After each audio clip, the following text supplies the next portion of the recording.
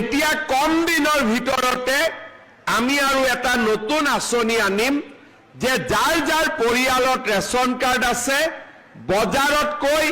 25 টকা কম দামত তেওঁলোকে 1 কেজিকৈ দালি পাব বজাৰতকৈ 25 টকা কমত 1 কেজিকৈ চেনি পাব আৰু বজাৰতকৈ 10 টকা দামত 1 কেজিকৈ নিমখ পাব তাৰমানে এতিয়া ৰেচন কাৰ্ডখন দেখুৱালে চাউলো পালো ৰেচন কাৰ্ডখন দেখুৱালে দালিও পালো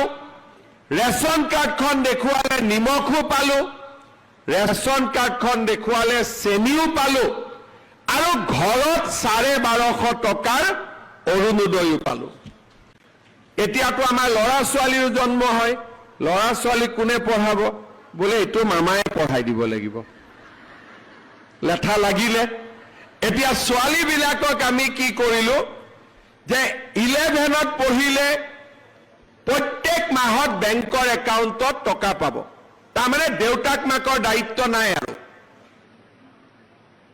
সব ভাগিন বিলাক মুৰে হৈ গল আৰু যাৰ যাৰ ঘৰৰ ল'ৰা ছোৱালী আছে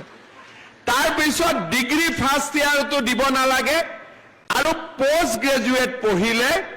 প্ৰত্যেক মাহত 2,500 টকা কৰি আমি বেংকৰ একাউণ্টত দিলো এইবাৰ আমি কি কৰিম ফাৰ্ষ্ট ইয়াৰ বিলাকটো সেকেন্ড ইয়াৰ পাব তেতিয়া নতুনকৈ ফাৰ্ষ্ট ইয়াৰত নাম ভৰ্তি কৰিব তেওঁলোককো এইবাৰ আমি নিযুত মইনা আঁচনি দিয়া আৰম্ভ কৰিম তাৰমানে এতিয়া আপোনালোকে চিন্তা কৰক অৰুণোদয় পালো চাউল পালো 5 লাখ টকালৈকে ট্ৰিটমেন্ট হল ৰেচন কাৰ্ডত চাউল পালো দালি পালো নিমখ পালো চেনি পালো আৰু মোৰ ছোৱালীয়ে পঢ়িব গলে মামাই বেংক একাউণ্টত টকাও পঠাব আৰু ক্লাছ 9ত যিবিলাকে পঢ়িব তেওঁলোকে চাইকেল এখনো পাব এতিয়া মই আৰু এটা মনত ভাবি আছো যে মেট্ৰিক পৰীক্ষা দিয়াৰ আগতে সব ল'ৰা ছোৱালীকে অলপ মাষ্টৰ এটাই চাই দিলে ভাল হয় তেতিয়া ল'ৰা ছোৱালীয়ে ভাল ৰিজাল্ট কৰিব পাৰে কিন্তু দুখীয়া মানুহে কেনেকৈ ল'ৰা ছোৱালীক টিউচন দিব সেই কাৰণে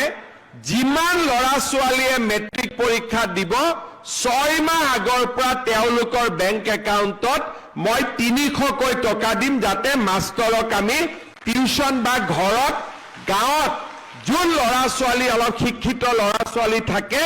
তেওঁলোকে যাতে গধূলি আমাৰ মেট্ৰিক কেণ্ডিডেট খিনিক পঢ়ুৱাব পাৰে এখন গাঁৱত 10 গৰাকী মেট্ৰিক কেণ্ডিডেট আছে গাঁৱতে এজনী পঢ়া জানা ছোৱালী আছে মেট্ৰিক কেণ্ডিডেটটো বেংক একাউণ্টত মই 300 টকা দিম 10 গৰাকী ছোৱালী লৰাই লগ লাগি 3 × 10 3000 হল গাঁৱৰ পঢ়া ছোৱালীজনীক পইচাটো দিলে সদায় গধূলি 2 ঘণ্টা সময় ছোৱালীজনীয়ে ল'ৰা ছোৱালী কেইটাক চাই দিলে মেট্ৰিক পৰীক্ষাটো যেতিয়া আগতকৈ ভাল হ'ব নে নাই এতিয়া আপোনালোকেতো এইবিলাক কথা মোক কোৱাই নাই মইহে ভাগিন কেইটাৰ কাৰণে চিন্তা কৰি আছো হয় নে নহয় অলপ ডাঙৰ কৰি হয়তো কব আজি এটা আচ্ছা প্ৰথমতে মোক এটা কথা কওক ভাত খাই আহিছে নাই আজি নাই খোৱা